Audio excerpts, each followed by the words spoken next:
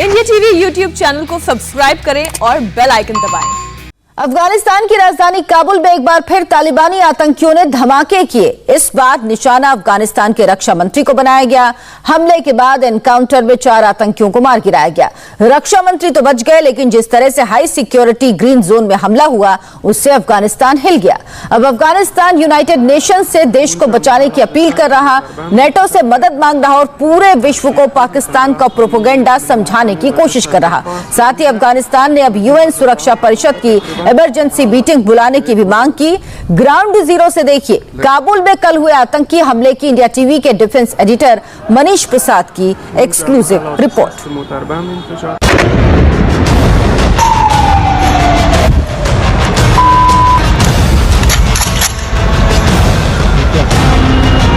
रात 8 बजे का वक्त हो रहा था और काबुल के आसमान में धुएं का गुबार नजर आने लगा।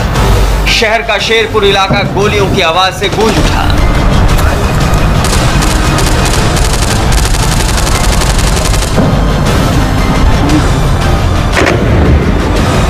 एक के बाद एक 3 बम धमाकों के बाद इलाके में तबाही और दहशत की जो तस्वीर थी वो इस इलाके में रहने वाले लोगों ने पहले कभी नहीं देखी थी। ये वीडियो देखकर कौन कह सकता है कि तस्वीर अफगानिस्तान की राजधानी काबुल के सबसे सुरक्षित, सबसे चमकदार, सबसे हाई प्रोफाइल इलाके की हो सकती है। अफगानिस्तान के रक्षा मंत्री बिस्मिल्लाह मोहम्मदी आतंकवादियों के टारगेट पर थे।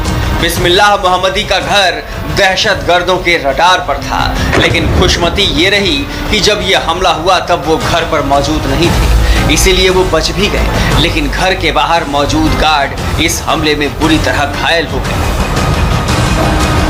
हमला रात करीब 8 बजे हुआ और सुबह जब हमले की तस्वीर सामने आई तो दिल दहल उठा। जिस कार में विस्फोटक था उसके तो पड़खच्चे उड़े ही, आसपास की कई दूसरी गाड़ियों का हाल भी वैसा ही हो गया। धमाका इतना जोरदार था कि आसपास की बिल्डिंग को भी काफी नुकसान पहुंचा। हम इस समय काबुल के शरनौ एरिया में हैं। कल रात 8 बजे से लेकर करीबन 1 बजे तक यहाँ पर एनकाउंटर चला। 4 आतंकियों को मार गिराया गया। इसमें एक व्हीकल बॉर्न आईडी का इस्तेमाल किया गया। ठीक सामने वो जो गाड़ी है उसमें व्हीकल बॉर्न आईडी था। फिर उसके बाद तेज धमाका हुआ। एक साथ 3 और फिदाइन थे जिन्होंने यहाँ पर डिफेंस मिनिस्टर बिस्मिल्लाह साहब उनके घर को निशाना बनाने की कोशिश की। ये धमाका इतना तेज था, इससे आपको अंदाजा लगेगा कि चारों तरफ जितने भी शीशे थे या फिर यहाँ पर जो गाड़ियां थी उनके पूरी तरीके से जो शीशे वो टूट गए। गाड़ियां बहुत बुरी हालत में हो गई। स्प्लिंटर्स चारों तरफ फैला हुआ है और ये तस्वीर ठीक सामने उस घर की है जिसके सामने ये धमाका हुआ। और धमाका इतना तेज था कि कुछ भी कंट्रोल नहीं हो पाया। ये पूरी हालत और पूरी तस्वीर इस समय काबुल के उस शरनौ एरिया की है। हमला इतना बड़ा था कि रक्षा मंत्री के घर के करीब सांसद मरियम कौफी के घर में आग लग गई। उनके गार्ड की मौत हो गई। हमले के वक्त जो ऑडियो रिकॉर्ड करके उन्होंने अपने रिश्तेदार को भेजा वो सुन लेंगे तो खौफ की तस्वीर आपकी आंखों के सामने उतर जाएगी। سلام مرکز که یک گروه صدای مرا میشنوه. مریم کوفی هستم. به خانه اینجوری صورت و تمام اولادایم در داخل خانه هستن. در داخل شیرپور هستن. نمیفهمم چه جریان داره. بادیگارد به من کار شده و که اگه زندگیم تباه شد خانه‌ام در گرفت. सांसद मरियम कौफी रात के 8 बजे अपने व्हाट्सएप ग्रुप में बात कर रही थी कि विस्फोट से पूरा इलाका थर्रा उठा था। हर तरफ आग और धुआं और उसके बीच गोलियों की आवाज थी। हमले में करीब 20 से ज्यादा लोग जख्मी हुए हैं।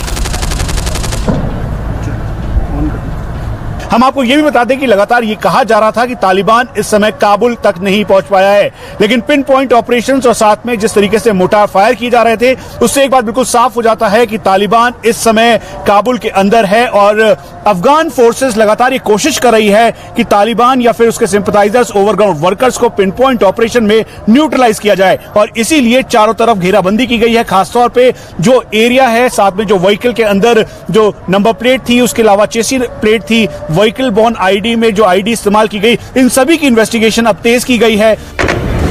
धमाके के फौरन बाद अफगानिस्तान स्पेशल फोर्सेज ने ऑपरेशन शुरू किया। थोड़ी ही देर में आतंकवादियों से फोर्सेज का आमना सामना हुआ। एक बार फिर शेरपुर का इलाका गोलियों की आवाज से गूंज उठा। थोड़ी ही देर में पता चला हमले में शामिल 4 आतंकवादियों को सुरक्षा बलों ने ढेर कर दिया है।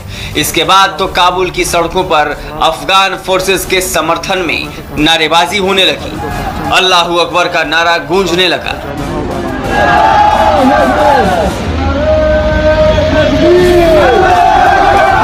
रात के 8 बजे काबुल की संसद मरियम डर और खौफ में थी, लेकिन रात 9 बजे आतंकवादियों के मारे जाने के बाद पाकिस्तान मुर्दाबाद का नारा लगाकर वो सड़कों पर आ गई।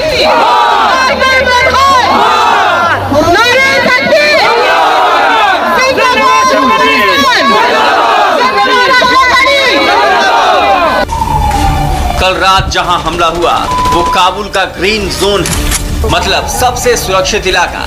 इसी इलाके में अलग अलग देशों के राजदूत रहते हैं, अफगानिस्तान के बड़े बड़े अफसर रहते हैं, लेकिन उसके बावजूद आतंकवादियों ने हमले के लिए इस ग्रीन जोन को चुना। दरअसल इस हमले के जरिए तालिबान ने ये दिखाने की कोशिश की है कि वो सिर्फ हाईवे पर नहीं बल्कि शहर के अंदर भी दाखिल हो चुका है।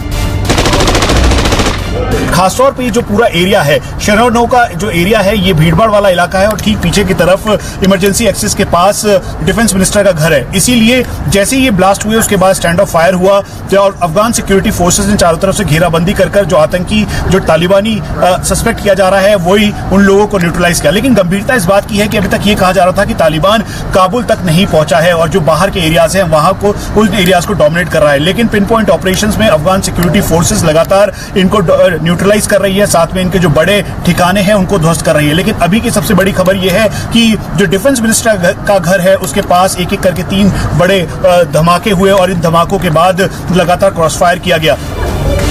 ये पहले से तय था कि मंगलवार की रात अफगान फोर्सेस के समर्थन में लोग सड़कों पर निकलेंगे, रैलियां निकालेंगे और उनको सैल्यूट करेंगे।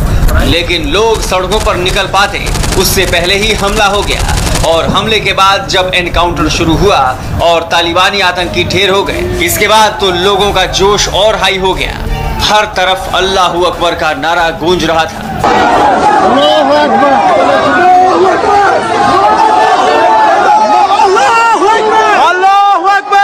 हम जहां पर हैं यहां से करीबन 1 किलोमीटर के एरियल डिस्टेंस पर ये तेज धमाके हुए, उसका असर चारों तरफ दिखाई दिया। लेकिन 9 बज चुके हैं और ये काबुल की जनता है जो कि अल्लाहू अकबर, क्योंकि उनको आज ये कहा गया था कि सभी अफगान स्पेशल फोर्सेज और अफगान फोर्सेज के लिए एक साथ बोलेंगे, वो चारों तरफ गूंज रहा है।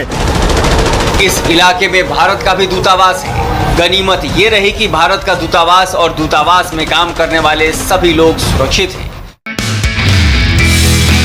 नमस्ते, मैं हूं मीनाक्षी जोशी। वीडियो और खबरों से अपडेट रहने के लिए India TV YouTube channel subscribe करें, बेल आइकन दबाना ना भूलें। जुड़े रहें इंडिया टीवी के साथ।